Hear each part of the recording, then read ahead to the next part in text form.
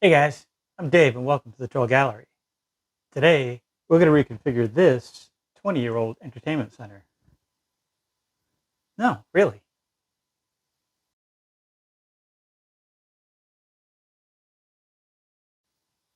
Recently, one of my friends reached out and asked if I could reconfigure this 20-year-old entertainment center because her TV is getting old and she, of course, wants to get something a bit bigger.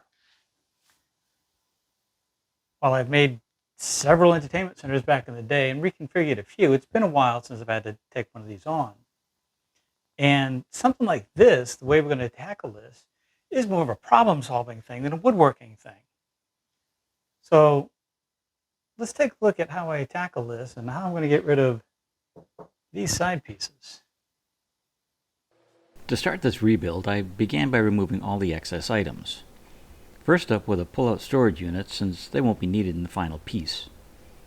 If you're not familiar with these racks, check them out. Each pair could hold 16 cassettes, 11 VHS tapes, or 22 DVDs or CDs. With 4 sets on each side, this unit could hold up to 128 cassettes, 88 VHSs, or 176 DVDs, or a mix of those. This was state-of-the-art back in the day. Next up was removing the doors from the base. I pulled these for a few reasons. It should give me better access to the bottom of the dividers I'll be removing. They'll probably need a coat of finish to clean them up, and it'll lighten a fairly heavy piece since I work by myself. I also pulled out the sliding shelf, again just to get it out of the way. Next I spun the cabinet around, and thankfully it's on casters, and I removed the back panels from the upper cabinets. Once the 1/4-inch plywood backs were removed, I pulled out all the staples that held it in place. I just didn't bother pulling them out of the dividers that were going to be removed later. Since I'm not sure how this was assembled, I decided to remove the trim on the face of the dividers as well. Luckily, they were just stapled in place. If my hammering looks awkward, it's because I'm not left-handed, but because of an injury on my right hand, I'm having to learn to be ambidextrous. I looked inside the base to see if there were any fasteners holding the panel in place, and while I couldn't see any at the time, you can just barely make out a staple or two in the video. From above, the staples are a bit more obvious, one near the front and another near the back. At least that's what I could see. Lucky for me, this was a mass-produced unit and they just stapled things together. There's no glue in sight. A few whacks with a hammer and I was able to knock the panel loose. Then I could go in and carefully remove the staples. I used vice grip pliers to pull the staples and kept a putty knife between the pliers and the wood. This distributes the force of the pliers so the wood doesn't get dented. Not one of the staples came out easily, but in the end they all came out. Or at least they snapped off well below the surface of the shelf. With the last of the bottom staples out, I could pry out the panels and repeat the staple pulling on the top. The last part of the disassembly was to remove the drawer slides from the cabinet sides. First, I removed the drawer slides, and then the filler strips. My nail puller made quick work of these strips, and its broad face doesn't mark the plywood. I got lucky again, and these were just stapled in place. I'll leave these and all the other staple holes alone for now and fix them during the finishing process. With the excess parts removed, I took some measurements and did a quick drawing so I could show my client my thoughts on the rebuilding process. A shelf with an opening 4 inches above the existing shelf, with 2 support dividers that lined up with the stiles separating the doors. The new shelf would be 6 inches narrower than the existing shelf to allow for easy access to cables and such. I'm glad I checked in because she's got 2 wide components that need to go under the shelf and the spacing I laid out wouldn't work. For version 2, I removed the dividers and added spacers on the side and the back of the shelf. With these in place, along with the wide front rail, the new shelf should have plenty of strength to support a modern TV. I dug through my stash of plywood and came up with a piece of 3/4-inch red oak that was just long enough for the new shelf. At the table saw, I ripped it down to 15 inches. Then I cut down one of the inside panels that I removed to 15 inches as well. I'll use this to make the spacers from that second drawing. After cutting the used panel to a more manageable size, I reset the fence and ripped 4 strips at 4 3/4 of an inch. That's the height I'll need for those spacers. Before cutting the new shelf to length, I needed to know how wide the inside of the case was. And you can use a tape measure like this, but it's not very accurate. Here it looks to be about 52.5 inches. A better option is to set the tape body into the space and add its length to the dimension you can see on the tape. Here it looks like 50 1/8 plus 2 1/8 for the tape measure, or 52 5/8 of an inch. A third option, if you don't like math, is to clip a card to your tape so the edge of the card is snug into the corner. Then you can lift everything out and read the tape from the far edge of the card. Again, it shows 52 5/8. With the correct measurement, I can cut the new shelf to length using my long crosscut sled and the table saw. I simply line up my mark with the edge of the fence and push the stock through for an accurate cut. A quick check to test the fit, and the cut was just right. I took 2 of the 4 spacers to the miter saw and cross-cut them to length. This length isn't critical, but I cut them at 12 inches. I set the 4 spacers roughly in place, and things look pretty good. I needed to mill up 1 piece of trim for the new shelf to match the existing pieces. I started with some 4/4 red oak and cut it long at the miter saw. With my straight edge guide at the table saw, I cleaned up one edge and then ripped the strip to just over 1.5 inches wide. A couple of passes through my planer removed the saw marks and reduced the width to 1.5 inches, matching the existing trim. Since the face of the stock was fairly flat, I planed it down until its thickness matched the 3/4 inch of the existing trim. Back at the miter saw, I could cut the trim to its final width. I started by squaring one end, then I took it back to the case and got an oversized estimate of the length. I cut that at the miter saw, and then came back for a more accurate mark. This time I could set the new trim in behind the existing trim and mark where they met. I snuck up on my mark until I got the fit just right. I plan to join the trim to the new shelf using biscuits. To start that, I clamped the 2 together and made reference marks across the top of both pieces. The locations aren't critical, but I tend to keep them around 8 or 10 inches apart. I clamped the trim to my work table, making sure that I had the inside edge facing me.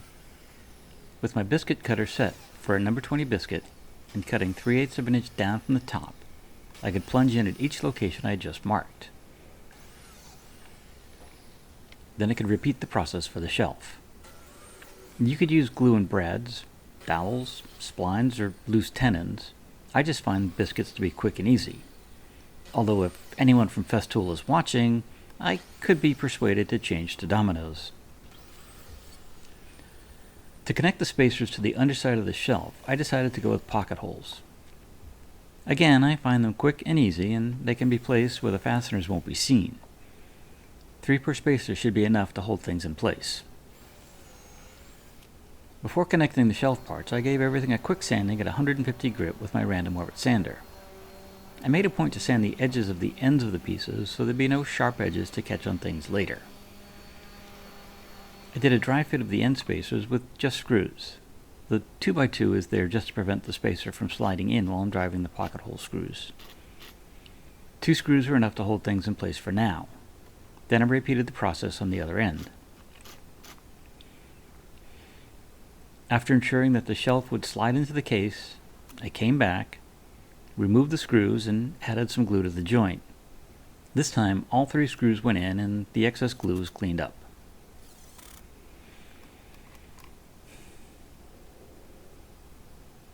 I determined that setting the back supports 9 inches apart would give me some even spacing.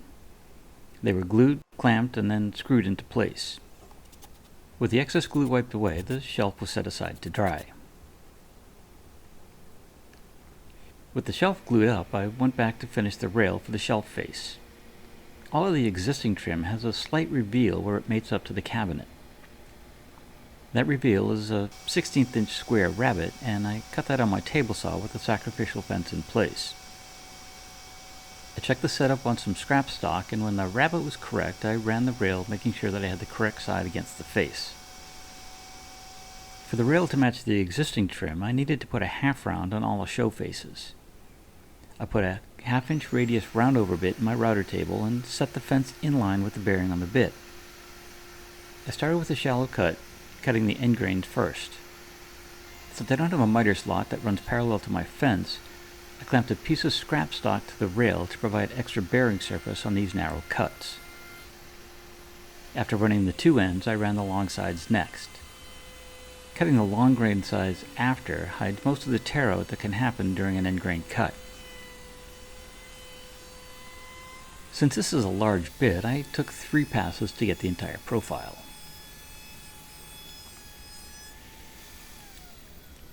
I plan to secure the new shelf to the case by screwing through the side spacers into the cabinet side.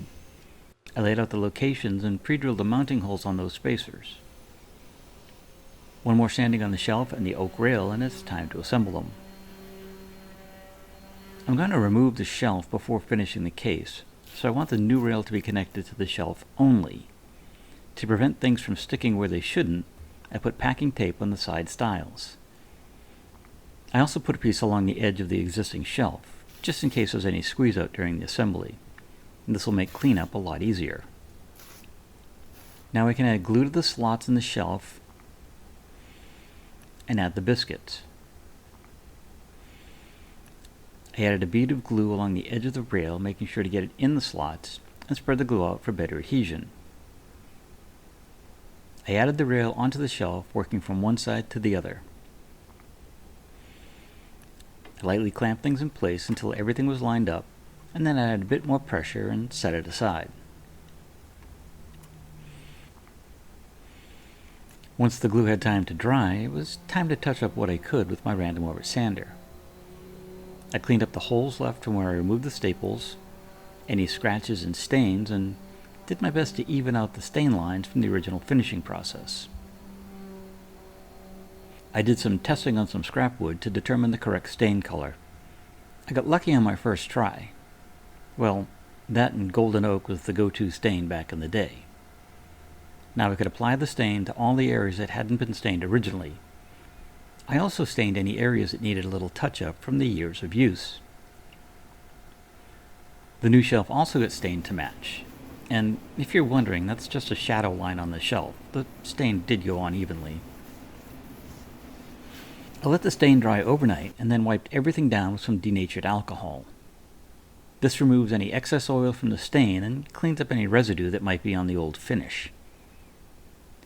Over the next couple of days, I applied 2 coats of water-based urethane to the entire unit.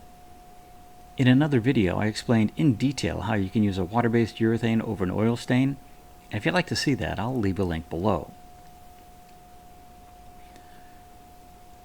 Before applying the final coat of urethane, I filled the staple and screw holes.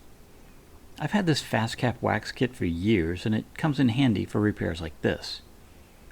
Just find the color that best matches your work and rub it across the repair until the scratch or hole is filled. You can either scrape or buff off the excess wax and the repair becomes virtually invisible. Once all the holes were filled, everything got a quick sanding with 220 grit, and I applied one final coat of urethane. Nothing left to do but deliver the piece back to my friend's house, reattach the doors, and slide in the new shelf. I secured it in place with a few number 8 by 1.25" screws to prevent it from sliding around, although it was a snug fit and probably wouldn't move anyways.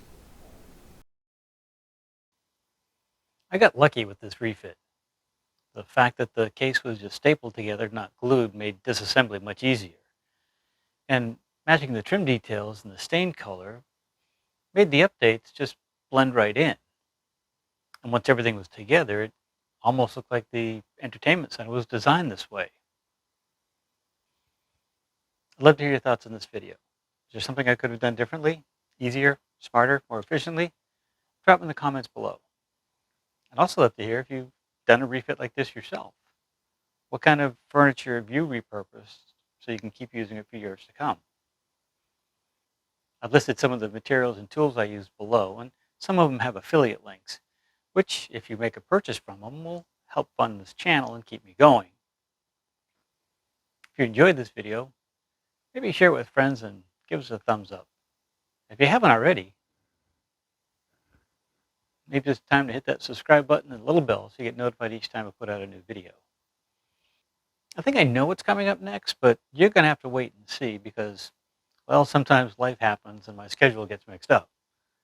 So until then, have a great day, stay safe, and take care. We'll see you soon.